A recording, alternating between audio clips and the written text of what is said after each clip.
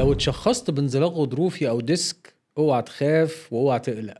إن شاء الله هتبقى كويس، وأنا النهاردة جاي أبعت لك رسالة أمل إنك بإذن الله هترجع زي الأول وأحسن من الأول. زي ما قلت في مقدمة الحلقة إنه أكتر من 90% من حالات الانزلاق الغضروفي بتتعالج بدون عملية، وإحنا طبعا عاملين فيديوهات كتير على الموضوع ده موجودة على القناة، هحط لكم الروابط بتاعتها في صندوق الوصف علشان تفهموا بالتفصيل ايه هو العلاج الصحيح للانزلاق الغضروفي. لكن انا النهارده جاي للناس المحبطه، الناس اللي بتعاني بقالها كتير من الام الانزلاق الغضروفي وجرب علاجات كتير ومش لاقي نتيجه مرضيه، وحاسس انه حياته خلاص انتهت، مش عارف يمارس حياته بطبيعيه، مش عارف يشتغل، مش عارف يلعب رياضه، مش عارف يعمل حاجات كتير كان بيحبها.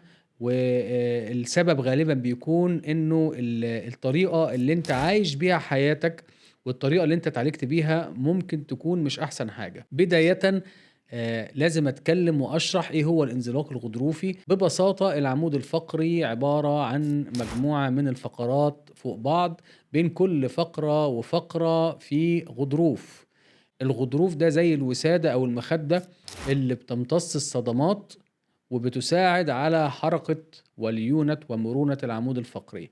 باختصار شديد، المادة الغضروفية اللي جوه الغضروف دي لما بتتحرك وبتطلع من مكانها بتضغط على الحبل الشوكي أو على جذور الأعصاب، وبتبدأ تعمل أعراض التسميع أو التنميل أو الكهرباء أو الحرقان أو الألم، سواء ده كان في الدراع أو كان في الرجل أو في الساق، على حسب الانزلاق ده جاي في الفقرات العنقية أو في الفقرات القطنية. طيب، ايه هي اول حاجة لازم تعملها كمريض انزلاق غضروفي علشان تعالج الموضوع ده؟ اول حاجة عايزك تعملها ان انت تطمن وما تفتكرش ان دي النهاية، وما تفتكرش ان الألم اللي عندك ده هيفضل موجود على طول.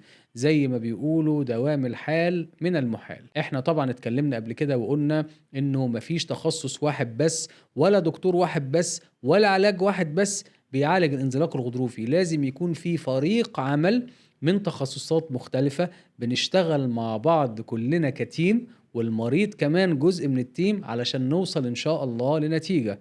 بداية أنت بتروح لدكتور العظام أو دكتور المخ والأعصاب علشان يفحصك ويشخصك ويعمل لك الأشعات اللازمة ويكتب لك العلاجات الدوائية. أهم حاجة بعد الخطوة دي إنك لازم تروح لدكتور علاج طبيعي متخصص في علاج الانزلاق الغضروفي بدون جراحة. من أكبر الأخطاء اللي بتسبب ان انت كمريض انزلاق غضروفي ما بتتحسنش او بتتحسن حاجة بسيطة وبترجع تاني تنتكس، انك ما رحتش تعمل علاج طبيعي سليم وصحيح. واحط 10 خطوط تحت كلمة سليم وصحيح. العلاج الطبيعي هو المحور الاساسي لعلاج الانزلاق الغضروفي بدون جراحة، لكن العلاج الدوائي برضو مهم، وتغيير نمط الحياة مهم. وهنتكلم طبعا على الحاجات اللي تقدر تعملها عشان تحافظ على ظهرك سواء أثناء فترة العلاج أو بعد إن شاء الله الشفاء من الانزلاق الغضروفي. يبقى العلاج الطبيعي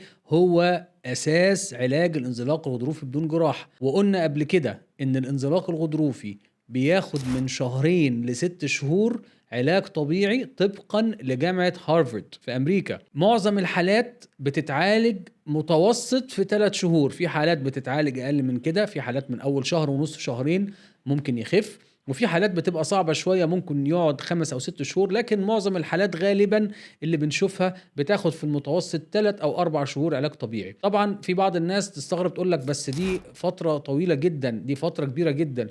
وانا هنا بالمناسبة عايز اتكلم واقول انه لو في دكتور حولك للعلاج الطبيعي وكتب لك 6 جلسات علاج طبيعي وانت عندك انزلاق غضروفي، لازم هنا تتساءل هل في انزلاق غضروفي بيتعالج في 6 جلسات؟ مفيش انزلاق غضروفي بيتعالج في 6 جلسات، حتى لو كان الانزلاق ده بسيط.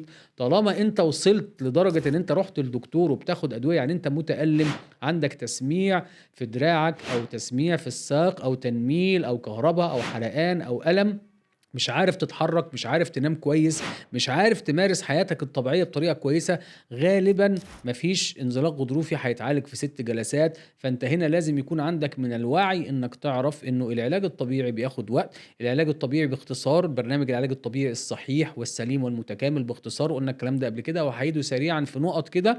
أول حاجة استخدام جهاز الspinal decompression أو الcomputerized intermittent mechanical traction اللي هو جهاز شد الفقرات الإلكتروني بالكمبيوتر. لو ما فيش موانع استعمال، معظم الحالات بتحتاج من 12 ل24 جلسة على الجهاز ده. في بعد كده جزء من العلاج بيكون أجهزة، على رأسها وأهمها جهاز الليزر.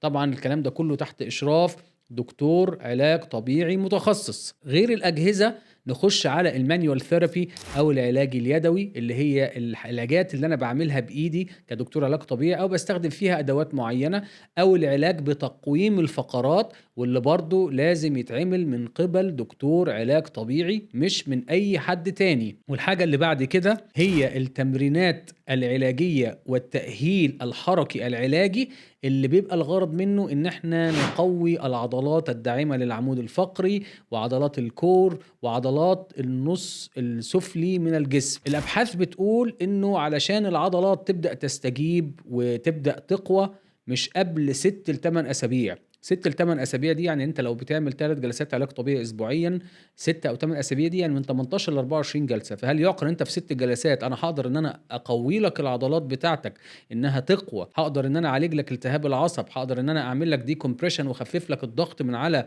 العصب او الحبل الشوكي باستخدام جهاز شد الفقرات في 6 جلسات؟ ده طبعا امر لا يعقل. طيب النقطه الثانيه ان في ناس بتتسرع وتتجه لبعض العلاجات اللي هي ممكن يكون ده مش وقتها. طبعا كل علاج، علاجات الانزلاق الغضروفي كتير، وطبعا كل مريض بيتفرج عليا دلوقتي هو اكيد شاف فيديوهات تانية كتير وبيسمع عن الحقن وعلاج الالم والتردد الحراري والعمليه والعلاج الطبيعي والادويه والكايروبراكتيك وتقويم الفقرات والكلام ده كله. الفكره انه كل تدخل من التدخلات ديت او كل علاج من العلاجات دي ليه الوقت المناسب بتاعه. بمعنى ايه؟ ما ينفعش انت كمريض انزلاق غضروفي لسه متشخص وبدات تاخد ادويه تلجأ على طول ان انت تتسرع مثلا في انك تعمل عمليه والانزلاق اللي عندك بسيط، مفيش عندك علامات حمراء، مفيش سقوط في مشط القدم، مفيش ضمور او ضعف في العضلات، مفيش فقدان احساس حوالين فتحه الشرج اللي هي بنسميها الريد فلاجز او العلامات الحمراء. المفروض ان انت بتعمل علاج طبيعي بالطريقه اللي انا قلتها، وبتاخد فترتك اللي هي في المتوسط بتكون 3 شهور. ولو لا قدر الله بعد 3 شهور من العلاج الطبيعي والعلاج الدوائي السليم وتغيير نمط الحياه اللي هنتكلم عليه قدام شويه، ومتألم جدا مش قادر تمارس حياتك، في الحاله دي ممكن تبدا ان انت تتجه لبعض التدخلات الاخرى زي الحقن والتردد الحراري، على حسب طبعا ما الطبيب المعالج بيقول لك. لكن انا مش عايزك تتسرع او تفتكر ان في كبسوله سحريه ان انت هتروح. انا مثلا على سبيل المثال امبارح جالي مريض عنده انزلاق غضروفي كبير جدا جدا جدا، ضاغط عنده على العصب. المريض استأذن ان هو لما يطلع ينام على طول لانه مش قادر يقف ولا قادر يقعد. اول حاجه سالته ايه العلاجات اللي عملتها قبل كده، فاول حاجه قال لي انا اول لما جالي الانزلاق رحت عملت تردد حراري ما جابش معايا نتيجه، بعدها بشهر رجعت عملت تردد حراري تاني عند نفس الدكتور بالمناسبه وبرضه ما جابش معايا نتيجه، وبعدين مش عارف حقنت وعملت طب انت بادئ الموضوع من الاخر. هو انت اول ما يجي لك انزلاق غضروفي تلجأ على طول للتدخلات اللي زي كده؟ طب انت ما عملتش علاج طبيعي الاول؟ ما خدتش علاجات دوائيه الاول؟ المريض دايما او احنا يعني كدكاتره بنعاني دايما من ثقافه الكبسوله السحريه، من كتر بعض الدعايه اللي احيانا بتكون مضلله بتوهم المريض. يعني في مثلا بعض الناس، وانا شفت الكلام ده للاسف بعيني، في بعض الناس بيدعوا ان هم بيعالجوا الانزلاق الغضروفي في جلسه، او يقول لك انا محتاج 4-5 ايام وهعالجك من الانزلاق الغضروفي. الكلام ده غير صحيح، الكلام ده غير علمي، الكلام ده غير منطقي اصلا، غير منطقي. ازاي انت هتصلح مشكله زي الانزلاق الغضروفي وضغط على العصب والتهاب في العصب والام وتسميع وضعف في العضلات وعدم توازن في العضلات والتهابات وتشنجات عضليه هتعالجها في 4 أو 5 جلسات؟ ازاي؟ وفي برضو بعض الحاجات اللي برضو الناس كتير فهمها غلط، موضوع السباينال مانيبيوليشن او تقويم الفقرات او طقطقه الفقرات او الكايروبراكتيك. وعلى فكره في فرق بين كلمه الكايروبراكتيك وبين كلمه تقويم الفقرات. الكايروبراكتيك ده علم مش بس عشان مشاكل العمود الفقري، الكايروبراكتيك بيستخدم كعلاج لمشاكل العمود الفقري ومشاكل صحية أخرى. ده للناس اللي بتدرسه مثلا بره في أمريكا، بيدرس 4 سنين وبيتخرج دكتور في كايروبراكتيك، فبيستخدم الطقطقة والتقويم دي مش بس عشان مشاكل العمود الفقري لكن علشان مشاكل صحية أخرى. لكن احنا لو هنتكلم على تقويم الفقرات اللي هي طقطقة الفقرات، اولا ده ما بيرجعش الديسك مكانه، ده لوحده ما بيعالجش حاجة. تالت حاجة انه خطر جدا لو اتعمل من قبل شخص غير مؤهل انه هو يعمل هذا النوع من العلاج.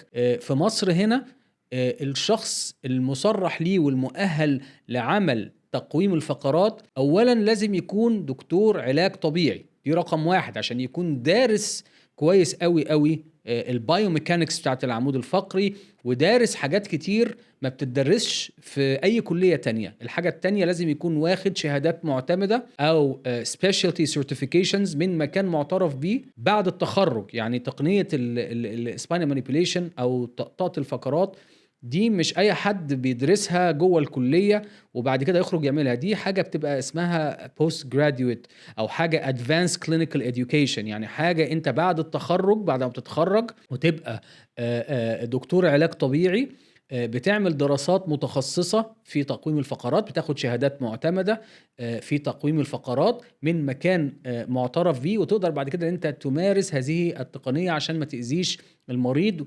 لكن خلاصة الكلام يعني عشان مش عايز اطول في النقطة دي، طقطقة الفقرات او تقويم الفقرات، صوت الطقطقة اللي انت بتسمعه ده ما بيرجعش الغضروف مكانه، ده ما بيعالجش لوحده الانزلاق الغضروفي. فحتى انا لو استخدمته كجزء من العلاج علشان في تيبس في بعض مفاصل العمود الفقري، او ان انا عايز ارخي العضلات شويه لانه بيبقى فيه كده ماده الجسم بيفرزها حاجه اسمها اندورفين بتخلي العضلات تسترخي، فعشان كده صوت الطقطقه مع الطقطقه نفسها تخليك تحس ان الالم خف شويه وهدي شويه. لكن المشاكل الاخرى اللي موجوده يعني ضعف العضلات، الكايروبراكتيك او السباينال مانيبيوليشن او تقويم الفقرات مش هيعالجها، التشنجات العضليه والالتهابات والكلام ده كله. فاذا ده دوره محدود قوي ولوحده ما بيعالجش، عشان ما حدش بس يقول لك انا هعمل لك طقطقه وهتقطع لك ظهرك وانت كده تبقى خفيت من انزلاق. الكلام ده للاسف حتى وان حصل راحه مؤقته غالبا بيحصل مشاكل بعد كده.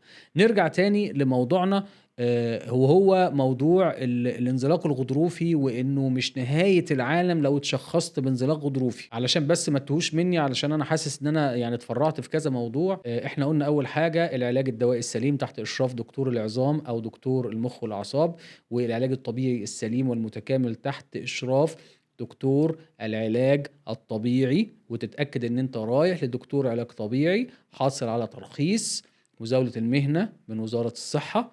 وتالت حاجة هي تغيير نمط الحياة. هنتكلم بقى ازاي تحافظ على ظهرك. انت دلوقتي عملت العلاج الطبيعي الصح، خدت الأدوية الحمد لله خفيت، ما عادش فيه أعراض. الغضروف ده بالمناسبة ما بيرجعش تاني مكانه زي ما ربنا خلقه، وانا دايما قلت الكلام ده، ولا بالجراحة ولا بالعلاج الطبيعي ولا بجهاز الديكمبريشن. فأي حد بيدعي ان هو بيرجع الغضروف المنزلق مكانه، للأسف هذا ادعاء غير صحيح وغير علمي بالمرة. احنا ممكن بعد سنة ونص نعمل أشعة ونلاقي ان الغضروف انكمش شوية عن حجمه الطبيعي اللي كان موجود في الأول، وهو مع الوقت بالمناسبة بينكمش ويضمر ويجف، ومع العلاج طبعا الصحيح ومع جهاز الديكمبريشن علشان يبعد عن العصب، وبعد كده بنقوي عضلات العمود الفقري عشان ندعم العمود الفقري. لكن هو ما بيرجعش مكانه تاني زي ما ربنا خلقه، دي حاجة مهمة جدا لازم تبقى عارفها. فما تقلقش ان هو موجود على الأشعة، احنا بنقيس التحسن بتحسن الأعراض. فازاي بقى انت تتعايش مع الانزلاق الغضروفي بعد لما انت عديت مرحلة الشفاء بإذن الله بالعلاج الدوائي السليم تحت الإشراف الطبيب المعالج، والعلاج الطبيعي السليم تحت إشراف دكتور العلاج الطبيعي، وتغيير نمط الحياة. أول حاجة ما تقعدش كتير وما تقعدش بطريقة غلط، وتستخدم مخدة أو دعامة قطنية أو تستخدم كرسي طبي لو أنت بتشتغل عمل مكتبي. ما تقعدش أكتر من نص ساعة، ولازم تقوم تقف أو تتمشى. في حاجة اسمها ستاندنج ديسك، في ناس دلوقتي بيجيب المكتب وهو واقف بيشتغل عليه، يقدر يتحرك ما بيبقاش قاعد، الناس اللي بتقعد 8 ساعات و10 ساعات. دي أول حاجة. الحاجة التانية استخدام الموبايل واستخدام اللابتوب. عملنا طبعا فيديوهات وقلنا ازاي تظبط الورك ستيشن بتاعك، هنحط لكم الرابط بتاعها في صندوق الوصف. ازاي تحط اللابتوب، وازاي مستوى اللابتوب والكرسي يتظبط ازاي، وتظبط المكتب بتاعك ازاي. ده مهم جدا، وفي تمرينات لازم تتعمل للوقاية من ان الموضوع ده يرجع تاني. فلو انت بتشتغل عمل مكتبي او قاعد على لابتوب، لازم تعمل تايمر وتشغل التايمر ده من كل ساعة او ساعتين، وبتعمل بعد الحركات البسيطة، وهنعمل لكم ان شاء الله فيديوهات على الموضوع ده. الحاجة التالتة، ارجوك ما تشيلش حاجات تقيلة، وما تشيلش حاجات بطريقة غلط، لان الشيل ليه طريقة معينة، وعملنا برضو فيديوهات عن طريقة حمل الاشياء بطريقة صح. هنحط لكم الروابط في صندوق الوصف، ارجوكم اتفرجوا على الفيديوهات دي لانها مهمة جدا. لازم تعرف ازاي بتشيل، وما تستهونش بحاجة مهما كانت خفيفة، لانك لو وطيت بطريقة غلط او شلت حاجة بطريقة غلط ممكن الانزلاق الغضروفي ده يرجع تاني. الحاجه اللي بعد كده ان انت لازم اللايف ستايل بتاعك يبقى اكتف. يعني ايه؟ يعني ما ينفعش ان انت خاصه لو بتشتغل عمل مكتبي وقاعد على مكتب على طول انك على طول قاعد. لازم تتحرك، لازم تلعب رياضه، لازم تروح جيم. ايه يا دكتور انا هروح جيم وانا عندي انزلاق غضروفي، مش ممكن انزلاق غضروفي يرجع؟ لا، لو انت عملت علاج طبيعي مظبوط وقويت عضلاتك تحت اشراف دكتور العلاج الطبيعي وقال لك تقدر تنزل الجيم، والمفروض ان دكتور العلاج الطبيعي يقعد معاك زي ما انا بعمل مع المرضى بتوعي ويشرح لك ازاي تتمرن، ويمشي معاك عضله بعضله وتمرين بتمرين، ويقول لك ايه الحاجات اللي تتعمل وايه الحاجات اللي ما ينفعش تعملها، وايه الحاجات اللي بتعملها بطريقه مختلفه، وايه الحاجات اللي بتعملها بالتدريج، وايه الحاجات اللي ممكن تعملها بس مش دلوقتي بعد 3 شهور. فانا عايزك تلعب رياضه، سواء الرياضه دي كانت سباحه، كانت مشي، كانت رفع اثقال متوسطه. طبعا بيجي اسئله كتير، يا دكتور هي السباحه مفيده للانزلاق الغضروفي؟ هو المشي مفيد للانزلاق الغضروفي؟ هو الحديد ورفع الاثقال والويت ليفتنج مفيد للانزلاق الغضروفي؟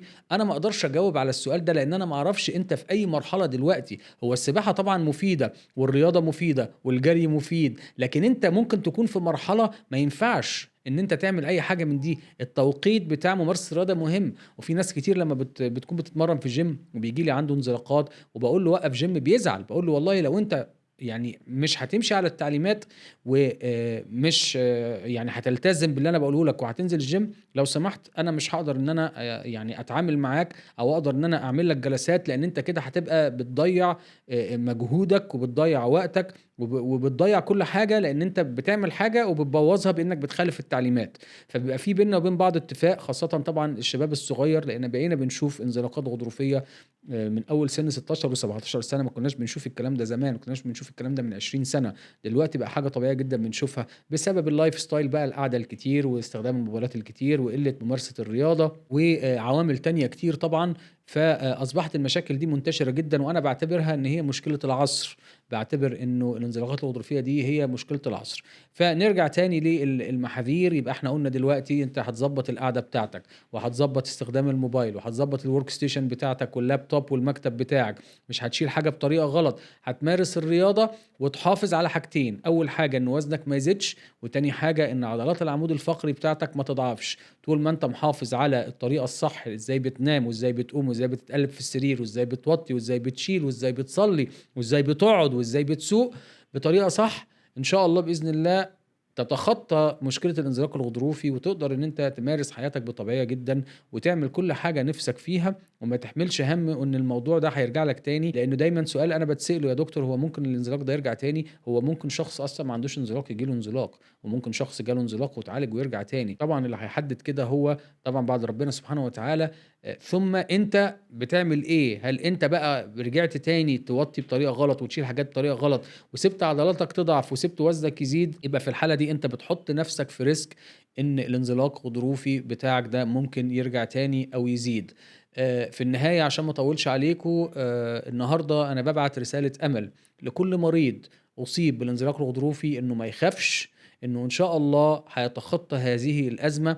وانا عارف ان ممكن ناس كتير تكون بتسمعني دلوقتي متألمة او لسه متشخصين بالانزلاق الغضروفي. انا عايز اطمنكم ان شاء الله باذن الله لو مشيت على العلاج الصح، ارجوك ابحث عن الطبيب الثقة ابحث عن الطبيب اللي بيعمل برنامج علاجي متكامل، ابحث عن الطبيب اللي ما بيقولكش علاجك عندي انا بس. ما ينفعش تروح وتاخد ادويه بس وما تعملش علاج طبيعي، ما ينفعش برضو تعمل علاج طبيعي لوحده من غير ادويه، ما ينفعش تعمل ادويه وعلاج طبيعي وما تغيرش نمط حياتك. فلازم الدكتور اللي انت بتروح له يكون عنده هذه الثقافه، ان هو يكتب لك ادويه ويحولك على دكتور العلاج الطبيعي. وبالمناسبه هنا انا عايز اقول نقطه مهمه، لان انا بصراحه بقيت بسمع حاجات غريبه جدا بتتقال، وللاسف ان هي بتتقال من ناس في المجال الطبي. يقول لك لو انت عندك وجع ما تروحش تعمل علاج طبيعي، لما الوجع يخف تروح تعمل علاج طبيعي. يا جماعه احنا كدكاتره علاج طبيعي عندنا ادوات واجهزه وتكنيكس يدويه او باجهزه او بتمرينات علاجيه لينا دور في علاج الالم، حتى لو كان الالم ده في المرحله الحاده او بيسموها الاكيوت بين. حتى الاجهزه اللي احنا بنستخدمها سواء كان اجهزه ليزر او اجهزه اخرى لينا بيبقى ليها تظبيطات معينه عشان علاج الالم في المرحله الحاده، غير ان احنا بنعلمك ازاي تتحرك وتقوم من على السرير وازاي تتقلب وازاي تنام بالليل، غير ان في بعض العلاجات اليدويه احنا بنعملها علشان نخفف لك الالم. فمفيش حاجه اسمها لما الالم يخف تروح تعمل علاج طبيعي، مفيش حاجه اسمها خد الدواء وامشي عليه شهر وبعد كده خلاص هتبقى كويس ما تعملش علاج طبيعي. لازم العلاج الدوائي يمشي بالتوازي مع العلاج الطبيعي، بالتوازي مع تغيير نمط الحياه. في حالات قليله جدا جدا جدا اللي احنا بنستنى شويه ما بنعملش علاج طبيعي، لما يجي لي حد مش قادر يقف ولا قادر يقعد ولا قادر ينام متألم جدا، ده بياخد علاج دوائي وبنقول له ريح ريح، ممكن بعد اسبوع او اسبوعين او 3 نبدأ معاه جلسات العلاج الطبيعي. لكن في معظم الحالات العلاج الطبيعي بيبدأ على طول مع العلاج الدوائي. فلو سمحت خلي بالك لو عندك انزلاق غضروفي ما تعتمدش على علاج واحد فقط، لازم يكون في برنامج علاجي وفريق طبي بيتعامل مع بعضه. ان احنا يا جماعه تيم، احنا مش بننافس بعض. انا ما بنافسش طبيب العظام، انا محتاج طبيب العظام لان ده بيساعدني ان انا اجيب معاك نتيجه، وطبيب العظام كمان بيحتاجني علشان هو يجيب معاك نتيجه. ما اقدرش اقول لك تعالى اعمل علاج طبيعي وما تروحش لدكتور عظام وما تروحش تعمل كذا ما تاخدش دواء، ما ينفعش. لازم كلنا نشتغل كفريق عمل، احنا هدفنا ومصلحتنا في الاخر هو ان المريض يخف وان المريض يبقى كويس. فلو سمحتوا لا تنجرفوا وراء الادعاءات والدعاية المضللة اللي بيدعي ان هو يعالج لك الانزلاق الغضروفي في جلسة واحدة، او يعالج لك الانزلاق الغضروفي في 3 4 جلسات، او ان انت تتسرع في ان انت تخش وتعمل حاجة كعلاج زي العملية او زي الحقن او زي الكلام ده بدون ما تكون الاول استنفذت الوسائل الطبيعية. طبعا اذا ما فيش علامات حمراء، لان احنا قلنا العلامات الحمراء دي بيبقى ليها وضع تاني، واحنا طبعا مش عايزين نعيد الكلام، وعملنا الكلام ده بالتفصيل واتكلمنا فيه، وهنحط لكم روابط الفيديوهات دي. يا ريت لو بتتفرج على الفيديوهات دي اتفرج على الفيديوهات اللي في الروابط لانها فيديوهات مهمة جدا. مهم جدا عندي ان انت تخلي بالك انه ده مش نهاية العالم، وان ان شاء الله باذن الله المرحلة دي هتعدي والألم إن شاء الله هيختفي وهترجع لحياتك الطبيعية زي الأول وأحسن. امشي على الخطوات دي، وبعد لما تخف إن شاء الله مارس رياضة وقوي عضلاتك وحافظ على وزنك ومارس حياتك بطريقة صح، القعدة والنومة وشيل الحاجة، وإن شاء الله بإذن الله هتعيش وهتتعايش مع الانزلاق الغضروفي. هيفضل بس موجود على الأشعة لكن مش هيبقى ظاهر له اي اعراض. احنا بيجي لنا ناس في حالات صعبه جدا، شباب بيكونوا مثلا بيعملوا رفع اثقال او باور ليفتنج او كده، بيحصل عندهم عده انزلاقات في سن صغير، وبفضل الله بيرجعوا تاني للجيم وبيرجعوا تاني لرفع الاثقال، ولكن بيكون عندنا محاذير نخلي بالنا منها، وبنقول لك ازاي ترجع التمرين بطريقه صحيحة. ومهم جدا انه لو انت شخص رياضي بعد لما تخلص العلاج الطبيعي لازم تروح لشخص متخصص في التأهيل، يبدأ يدخلك الجيم تاني بالتدريج، ويكون حد دارس. في ناس طبعا دارسة ومتخصصة في هذا الموضوع، لان برضو انا عارف انه في احيانا بعض الناس يقول لك لا ده انت ما تروحش غير لدكتور علاج طبيعي بس، ما ينفعش ان انت تروح لحد من اللي هم متخرجين مثلا من كلية تربية رياضية. لا، هو الاثليتيك ترينر عندنا في امريكا اسمه اثليتيك ترينر او ATC.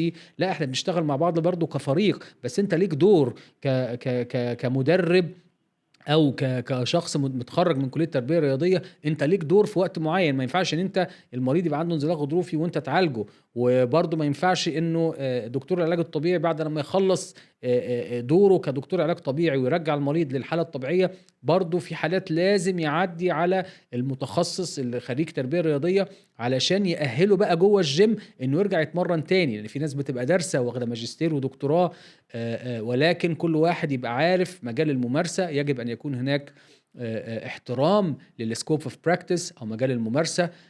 كطبيب بشري انت بتكتب الادوية وبتشخص، بتكتب الاشعاعات، هو ده دورك ودور مهم جدا. كدكتور علاج طبيعي انت بتكتب برنامج العلاج الطبيعي بالتفصيل بعد عمل ما يسمى بتقييم او كشف العلاج الطبيعي. تقييم العلاج الطبيعي ده اللي هو قبل ما اعمل لك برنامج علاجي لازم اقيم حالتك، وبحط لك البروتوكول العلاجي بما في ذلك مدة العلاج وعدد الجلسات وايه الاجهزه اللي هنستخدمها وايه العلاجات اليدويه اللي هنستخدمها وايه التمرينات العلاجيه اللي هنستخدمها.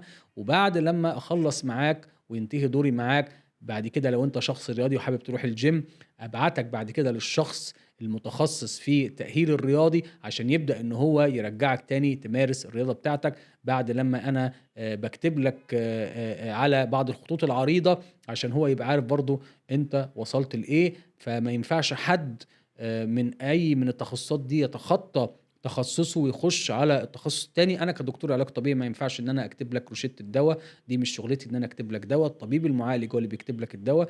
لكن في نفس الوقت ما ينفعش برضو ان تخصص تاني يكتب لك تمرينات علاجيه ويقول لك اعمل التمرينات دي في البيت او خش على اليوتيوب. انا بشوف بصراحه حاجات غريبه، يعني ان ما ينفعش ان حد يروح لدكتور طبيب مثلا كتب لك ادويه عمل لك اشعاعات ويقول لك خش على اليوتيوب طلع تمرينات لانزلاق الغضروف. في حاجه اسمها كده؟